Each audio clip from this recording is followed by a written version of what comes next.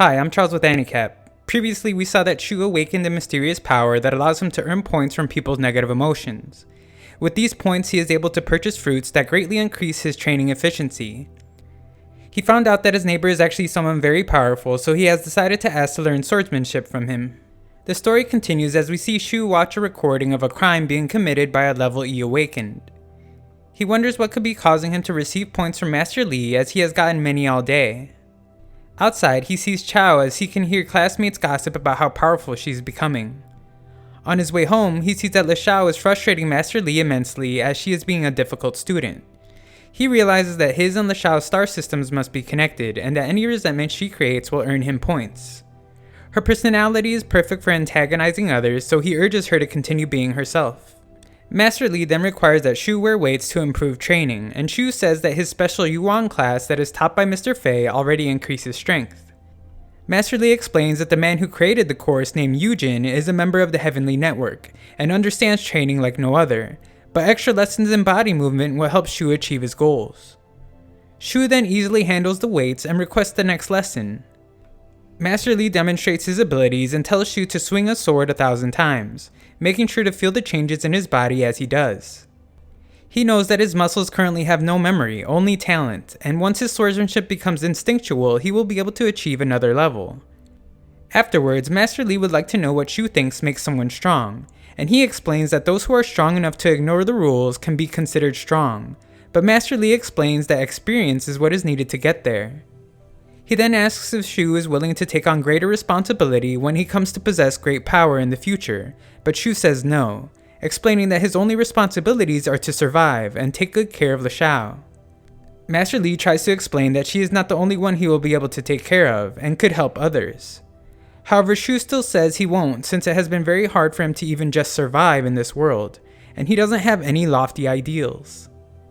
Master Lee thinks about how hard it is to convince him to believe in the mission of the foundation he belongs to, and explains to Shu that he cannot be his disciple. However, he will still teach him swordsmanship under one condition. The next day, we see that Leshao is in a much friendlier mood and a lot easier to teach, since Shu has provided her with several snacks. Just then, a man arrives, and Master Lee asks that Leshao recite an annoying saying for greeting unwanted guests. At school, Shu gets a notification that he has received points from Yujin. He immediately recognizes him as the Heavenly Network member Master Lee spoke of earlier. He arrives home to see that Leshao is fine, and Yujin wonders if Master Lee will be teaching Shu, but says that it would be a waste of time since he is only level F. Yujin then explains his reason for coming. Ruins are beginning to reappear in the country, and he asks that the foundation Master Lee created with the goal of saving the world not get in the way. He reminds him that the final spot on the Heavenly Network is his if he wants it, and also would like for the Foundation to work with the network in the future since he claims they share the same goal of world peace. Afterwards, Master Lee explains that Shu shouldn't be nervous around Yujin if he is truly a level F, and asks that they take the sodium-potassium test to determine what their true potentials are. That night, they take the test to find that they both have the potential to reach level A. However, after a moment, Shu's test changes to a color that is not even on the chart. As Shu buries the results, he lies to Master Lee, since he believes that it would be safer for them to hide their true potential, especially considering how many powerful people Master Lee attracts. Later, Shu manages to crack the second layer of his star system to find that it gives him a skill that provides protection against injuries. We then see that Leshao is making progress as she sleeps, and wakes to reveal to Shu that she has cracked her first layer. He makes sure to let her know that he is still one level ahead though. She explains that a black hole appeared in her star system, and she began to feel the energy of dead beings near her.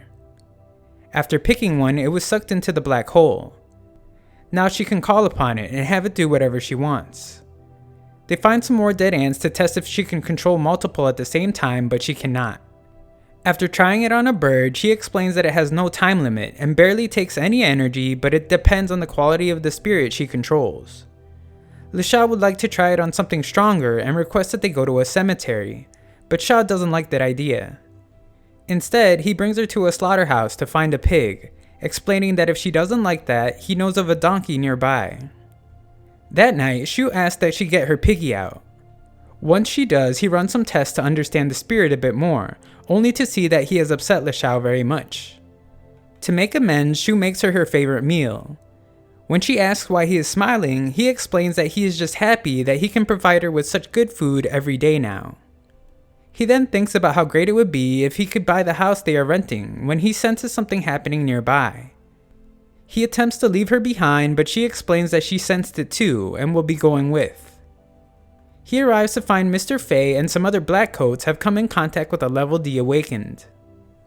The level D robber and his goons prove to be very formidable opponents, causing lots of problems for the black coats. Even when it seems that Mr. Faye has gotten the upper hand, the robber causes a massive explosion that gives him the opportunity to escape.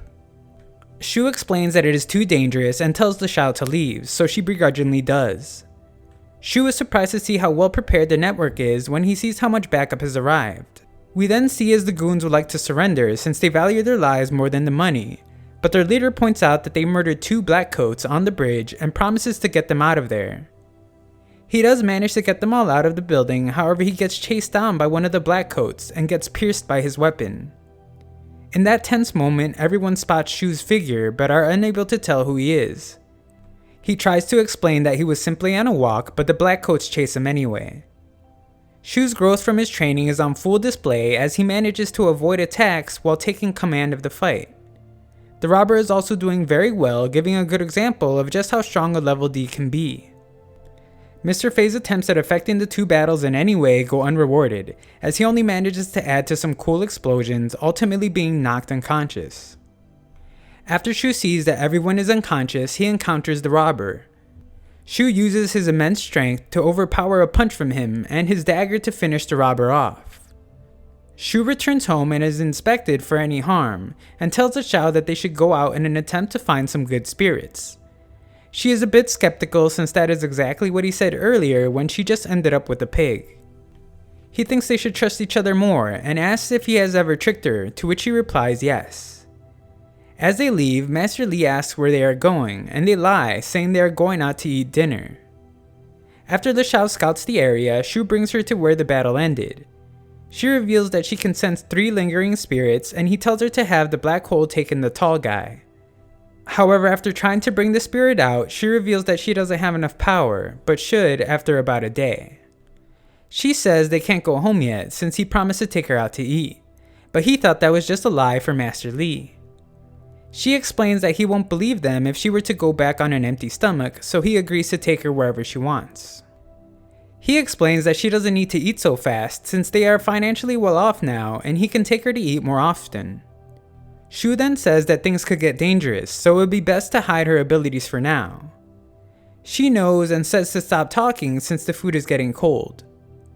He starts to believe that life with him must be difficult and she may have a better life at the orphanage. She asks if he plans on leaving her alone at the orphanage again, and exclaims that she doesn't care about food or clothes, all she cares about is that he is her family. Shu then remembers when he had left her before, and how difficult his life became. She eventually managed to find him, and the two would go on to work really hard on creating a better life for themselves. LeShao would even take on all the responsibilities whenever Shu was sick. He then tells her how he would like to buy a home for them, and to not cry anymore as he promises that they will always be family. Elsewhere, members of the network discuss the incident with the robber and how a mysterious awakened appeared that seemed to have the potential of a level C. They wonder who it could be and what the shadow that covered his body was. To press the importance of finding out who he is, Ting explains that there are only 7 people in the entire network above level C. One of the members explains that the next ruin will appear in that city, and that he should be the one to go as there is no room for error. Ting accepts but warns that he behave himself. Another member was able to determine that the level C is still just a teenager by the way he spoke and is amazed at how someone so young can already be so strong. Later, Shu explains that his stinky tofu has become very popular. However, people no longer get negative feelings because they have gotten used to the smell and love the flavor, causing him to no longer receive points. After selling out though, he sees that he could get a few points by disappointing some customers. That night, LeShao excitedly wakes Shu to show him that she was able to bring out the spirit of the D-level robber after one day. She explains that she can even make him use his abilities and asks if Shu wants to get hit as a test. However, he declines as it would cause too much damage. She is able to see some of the robber's memories and knows where he hid the stolen money. She also saw the fight before his death and compliments Shu's attacks, but takes it back. Lishao wants to get the money, but Shu explains that they must turn it into the police. She continues, explaining that it would be enough to buy the house, but Shu says to leave that to him and they don't have to buy it the wrong way. She is relieved, assuming that means he has the money, and asks where it is, but Shu says that it is in the future. She goes to bed and Shu looks at a flyer showing the house will cost 240,000 yuan. In class, Shu shows Jiang some chives that had sold for a lot of money. Jiang explains that those chives come from a piece of blessed land that the person's parents bought, and that they have the power to accelerate an awakened's breakthrough. Blessed lands are places where spiritual power is abundant, affecting animals and plants in the area. He explains that things imbued with the spiritual power are worth a lot of money, so almost all of the blessed lands are bought up by the rich. Furthermore, blessed lands have different levels of quality. The blessed land Li's family has, for example, is impure and will harm Li if he uses it too much. Shu then wonders if the spirit stones the students use are valuable, and Jiang reveals that a shipment of the stones have arrived and will be distributed by one of the heavenly leaders. Later, all the students attend the inauguration ceremony for their new principal. The member from the network named Li Sha arrives, explaining that he was trying to dig up some money when the cops showed up after receiving an anonymous tip. When Shu sees him, he instantly senses his power as a level B, and Li Sha seems to notice something, but turns out he is just wondering why everyone is missing class.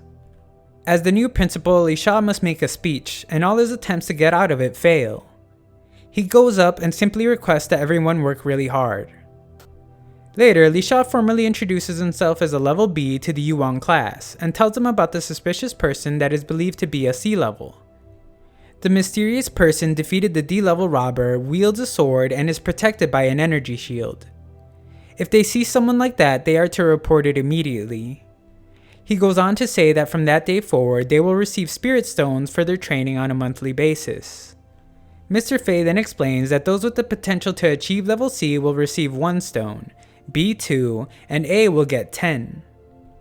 Everyone that has awakened will get an additional 2 stones though, which means Shu, who is thought to not have enough potential, will at least get 2 stones a month.